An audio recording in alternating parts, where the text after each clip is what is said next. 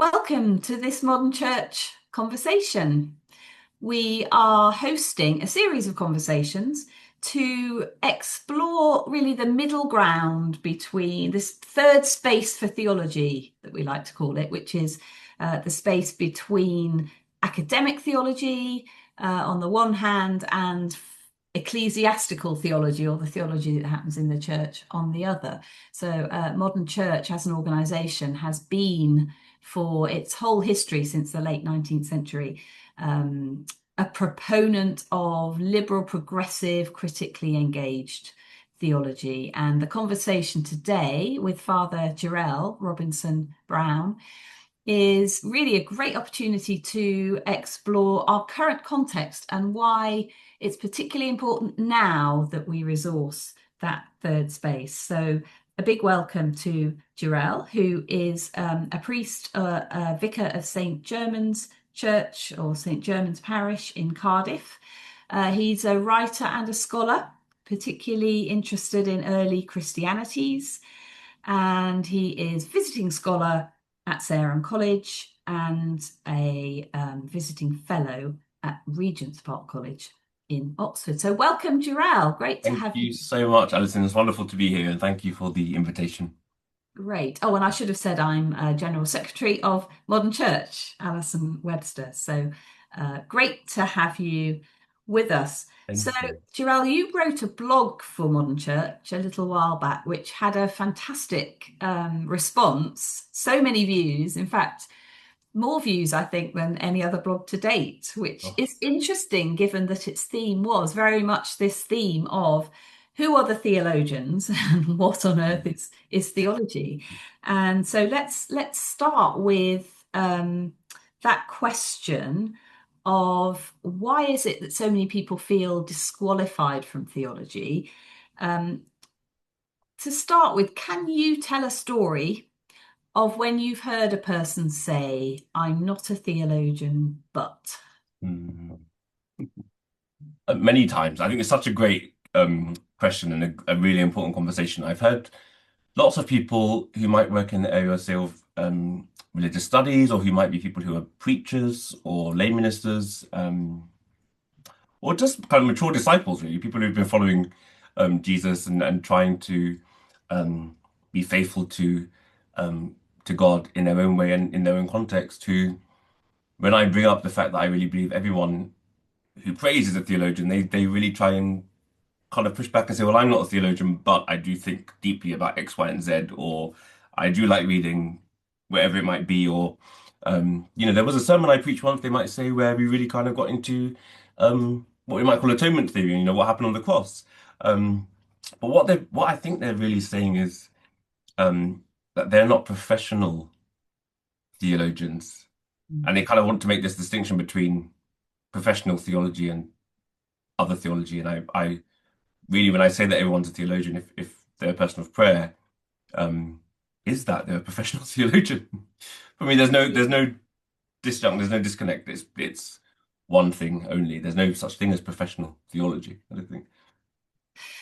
Yeah, let's come back to that in a minute because I'm wondering about what it is around the power structures Mm. that makes people feel that they can't, not necessarily they don't want to be a theologian, but they feel that they don't qualify, or that they shouldn't make that claim for themselves because it would be too much of a claim. And just to tell you a little story that I tell in connection with this, which was when I used to work for a diocese and would be part of bishop staff meetings, senior staff meetings.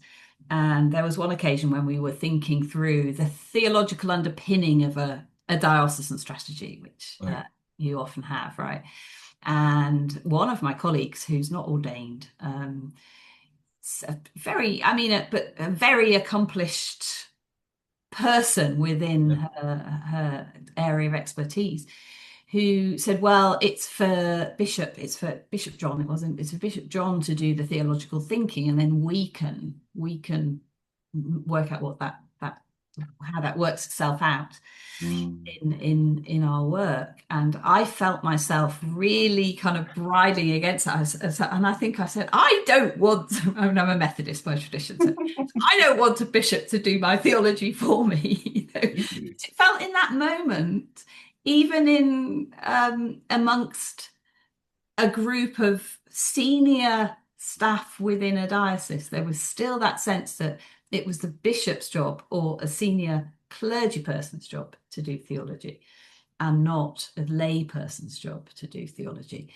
And also when I challenged it, she said to me, "Oh, but you've been theologically trained," which I did a BA, I did an undergraduate degree in theology. Obviously, I've done a lot of theology since, but not in a formal academic sense. So it felt like a mix of academic theology versus being, a classicist or historian or whatever. Um, but there's also this clergy lay thing. So I wondered whether you've experienced that or what you think's going on there. Because I think you've got a Methodist heritage as well, haven't you? Yeah, I do. It's funny. I was thinking about some great lay Methodist theologians that have like punched above like the weight in terms of Methodism, not in terms of lay being lay, but in terms of being Methodist. That actually is a not enormous denomination. Actually, if you think of people like C.K. Barrett and Margaret Baker and Judith Liu and Francis Young, like that's just a few names. Mm. Um, Mm. some really major kind of scholarship has come out of Methodism, and at that point, kind of just British Methodism without looking at the whole world, and it's lay folk have an incredible ability to contribute to shape theology in a really profound way. And these are people that have almost all, but not all, been preachers, lay preachers, as well as theologians in the academic sense. Mm. Um, but I think I've definitely had that sense of, if you like, we're allowed to explore a little bit, but the real stuff, the serious stuff, the stuff we really have to listen to, will almost always come from someone in the collar. And it's like, I don't know why that sense is there, because one of the things I remind my people is, as in my congregation, is I might be the one who's got qualifications in a particular area, but in terms of experience, in terms of people actually Mm. um, attending to the scriptures week by week and trying to follow Jesus in terms of their life, like the experience is all on their side. And I never want them to undermine that because it's really important. And one of the things I keep having to do is to say to people, every thought that they might have, for example, on a particular passage, if we're in a group, is a valid one. And I don't correct them. I just let us as a group hear it. Um, but I think the job of of the priest or the bishop or the deacon or whoever's in the space is to at least be able to offer people, if you like, what an official, very boring line might be, Mm. um, as something to test their own view against. But not to kind of overrule it, just to kind of be like, well, yeah, officially, in some document, this is what the church says, and often it will inflame and enrage us because, on the whole, we don't really see eye to eye with that. But I think that's probably Mm. the most helpful thing that I think can be done is to say, um, you know, as the body of Christ together, we are allowed to reflect on these things and to develop a theology. And sometimes the job of clergy is just to be that kind of annoying person to say, well, these are all great, and just as an extra thought, here's the official line. You know? Yeah, and that brings up the sense of so you've got the difference between the knowledge base, Mm, mm, obviously, and I think to be a Methodist local preacher, actually, you have to have a substantial knowledge base. mm, I never trained to be a local preacher, but um, you have to have substantial knowledge, particularly around biblical material, in order to be a local preacher. And of course, clergy go through a training process whereby they acquire a knowledge base. But of course, that's not by any means all it takes to be a clergy person, as we well know. And also, the sermon as a form has been a way of uh, in a way, inducting lay people into some of that knowledge base, definitely. particularly historically, when it was really probably your main source of theological education. So you've got the knowledge base, but then you've got, as you're saying, the reflection on experience and the what we might call the practical theological process. Yeah. And I think maybe what we don't spend enough time as church exploring across lay and ordained is some of those differences and how theology, practical theology is about if everyone's not part of that and not bringing their experience to that, we're all impoverished Absolutely. by that. Yeah. Yeah. One of the things I often think about is Joel 2:28. Um, I will pour my spirit out upon all flesh, and Mm, my sons and daughters will prophesy and all of that. I just think there's something really fundamentally important for me in that I genuinely believe um, that the Spirit is is revealing God in all voices, mm, and mm, therefore there's no such thing as one person or one particular community that's able to find the truth any more profoundly than the diverse body of Christ gathered together. And that's why I really, when people talk about church unity, often one of the things I worry about is this sense in which I think what people are trying to say is that theological diversity is a problem. Whereas I actually really, for me, it's obvious that the church will have certain different ways of worshiping God. That does seem an obvious thing to me. And it doesn't seem, officially people might want to call it schism and that's it. And that's a nice kind of theological word to define something. But on the other hand, it's just kind of Joel 2:28 playing itself out. So, yeah. and it's a conversational task. I think you have that, don't you, at local level around uh, the sense that if we disagree, it's conflictual, and that's not Christian, which is Yeah, very specific to, because as we know in the Jewish tradition, it's the opposite. This precisely. is the place where we argue because Um, this is important, and yeah. if we're not arguing about what's important, we're not really taking it as seriously as we should be taking it. I was wondering if you've described your sense of your ministry as being bivocational and Mm. yourself as a scholar priest. I wondered if you, within this context, maybe you want to say a bit more about that and how you feel, how well why do you feel that calling in a sense, and how does that manifest itself in your ministry? I think one of the things I would say about the kind of differences between lay and ordained life, and I don't think there are as many as people think, but I think one of the things that are genuinely different is I think clergy, if I just speak about priesthood for a moment, I think priests have a particular burden of responsibility to people's pastoral kind of well-being that you just can't get away from because of the dynamic of the priesthood, and that therefore changes also your relationship to how you proclaim theology in a space. Um, and one thing I've always said to people is I think the most prophetic theologians tend to be lay people because they are not housed by the church on the whole. They're not paid for by the church. They are in some ways much more independent and therefore I think more trustworthy theologically because they can speak. Whereas when I stand up on a Sunday morning in the pulpit, regardless of my theological reflections, I'm too aware of the context. I'm too aware of the pastoral need within the context. Um, and so it does shape how my theology embodies itself in that context, particularly. So that's one thing. But in the scholar priest dynamic, I think I've just always had a sense in which I felt that the gift of the education I've been given by the body of Christ, by the church, I'm so keenly aware has been paid for and contributed towards by faithful people sitting on pews, Sunday by Sunday, giving their offering to God. And therefore, I feel like the only obvious outcome of that is that I try to do work that in some way, shape, or form um, nourishes them spiritually.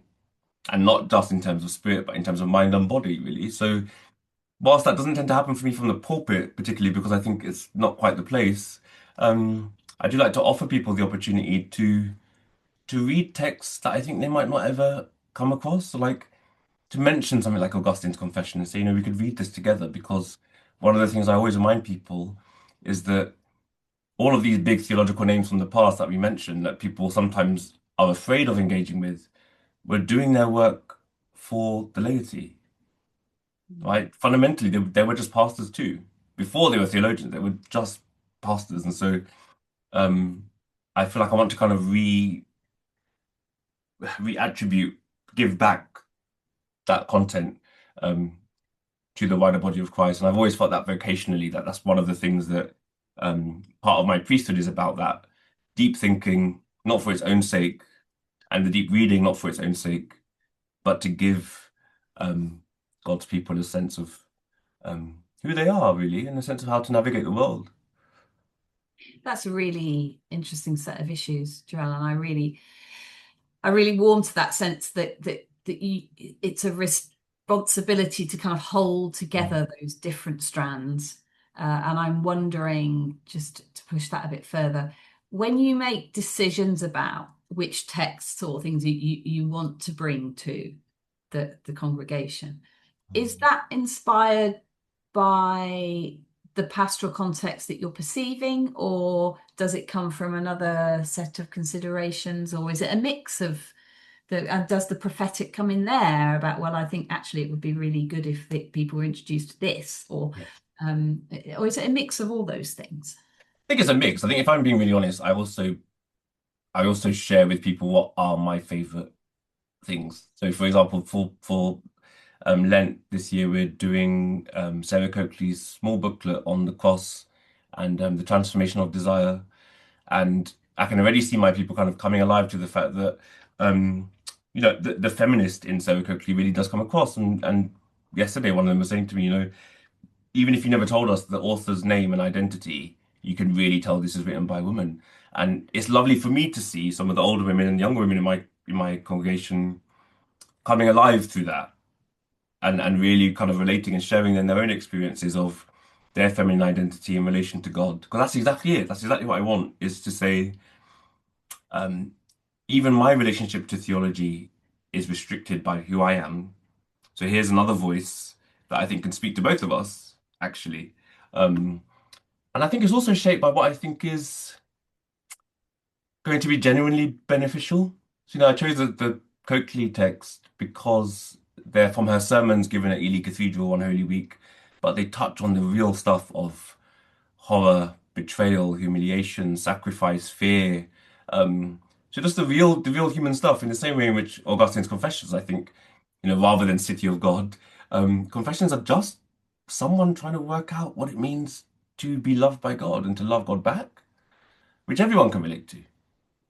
And I think pastorally, it brings us closer together, because then I also am forced to come out of the role of teacher, and together we are students of Augustine or Coakley or whoever it might be.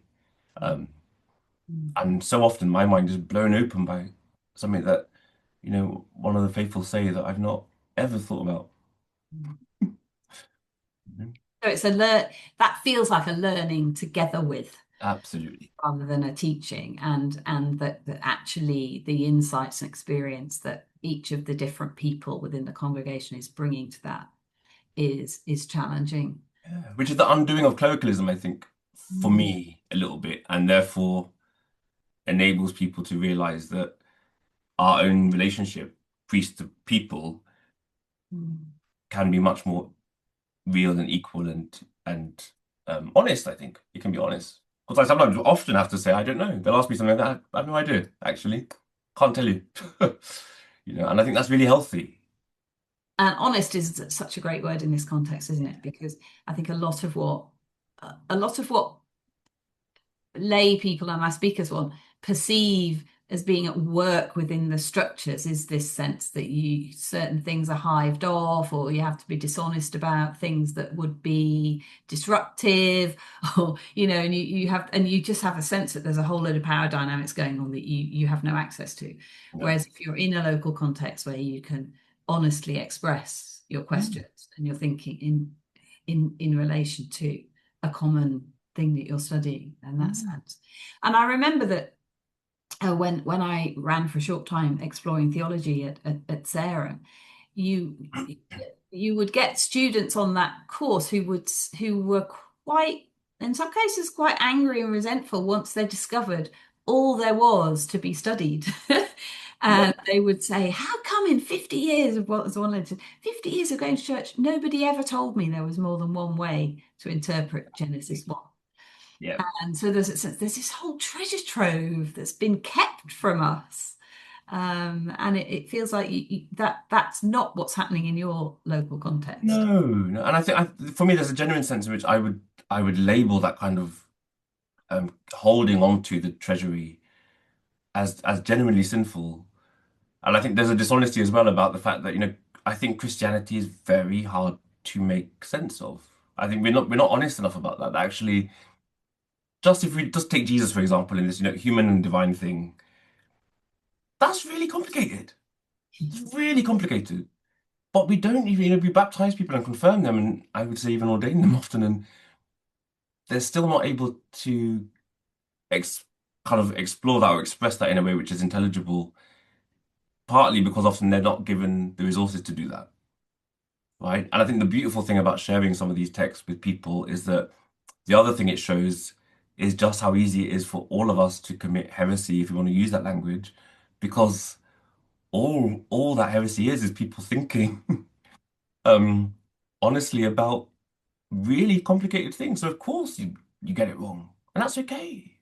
I'm really I hate the way in which heretics, again, if you want to use that language, get such a difficult and condemnatory kind of label towards them, because actually they're just often being honest about how they perceive God, and that I kind of feel like we want to reward that in some way and not despise it, which Yeah, and there's often a dynamic, isn't there, in local congregations where not only do lay people feel they're disqualified from theology, but they also feel like they keep their own private, honest beliefs to themselves because they think they're unacceptable.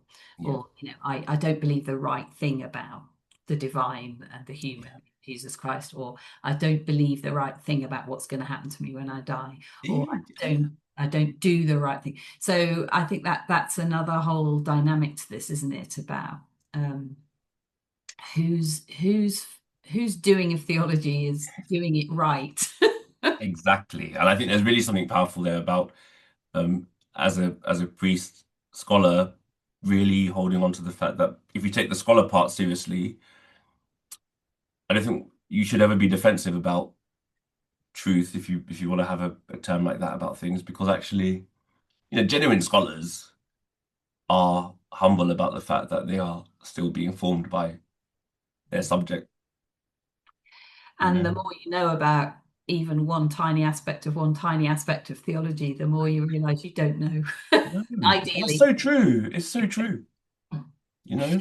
Um, Just in the last few minutes, Jarel, I mean, obviously we're in a very particular moment around the theology as a as an academic subject and mm, theology departments as part of humanities departments, which in our current neoliberal climate are being closed down left, right, and centre because they well, for whatever reasons. Um, and obviously that has implications for how people engage with theology. It provides perhaps new opportunities for courses which focus on theology in a practical church context, so ministerial training and how that might be extended to lay people as well as ordained. So I was just wondering whether you've any reflections on that and how, for instance, modern church might better inhabit and mm, enable those and resource those kind of third space conversations as we move into the future. mm. I think one of the things that the risk is that, well, there's a positive and a negative, I suppose. Like the way in which the academy is kind of really getting rid of theology in so many ways. In Wales, the last theological faculty in Wales is about to shut, and again, Wales has punched way above its weight in some of the scholars it's produced, and that's been incredible. I think it's really sad to me that that's the case. But on the other hand, the kind of the falling apart or the destabilizing of academic theology in the UK at the moment does allow for the opening up of theology to be done on a different level. Um, I think my fear, and this is where it gets complicated, is I think my area of theology, so early Christianity, does on some level require some people in the world to have language skills that are not easily obtained outside of the academy, just because of the level of teaching and the kind of form of teaching I think is that you need and the access to some texts as well. Um, and that I think does concern me, that I think is not so easily picked up in other places. But I think almost everything we see happening in the world right now, even if people can't be honest about it, has a theological dimension. Theology is extremely relevant, and I think um, clergy and academics have to kind of take some of the responsibility for it not being seen as a relevant subject because we've often inhabited it in a way which hasn't made that completely obvious, you know? Yeah, I think I I totally agree with that, and we and the different strands of what we could loosely call theology and religious studies. It's so vast, and you've pinpointed certain specific aspects that in a sense where it makes more sense to see them in a purely academic context. Mm, Um, mm, but in terms of understanding the dynamics of geopolitics at this point in time, both globally and locally, yeah. it or domestically, there's been an argument, particularly in the last 20 or 30 years, with that you may think we live in a largely secular context, but that's just here, and that's very debatable for just here as in the UK. Yeah. But most people in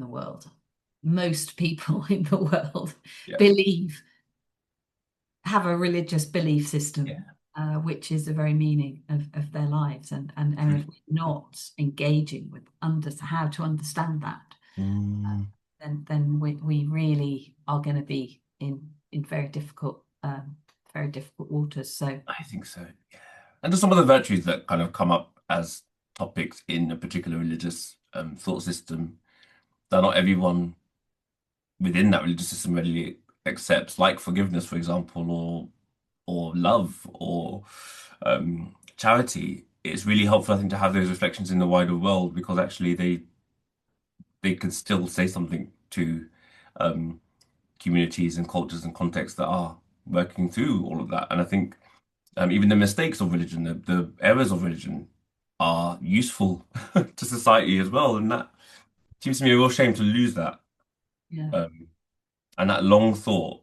Some people who dedicate their lives to like one particular topic can be a huge gift to the world.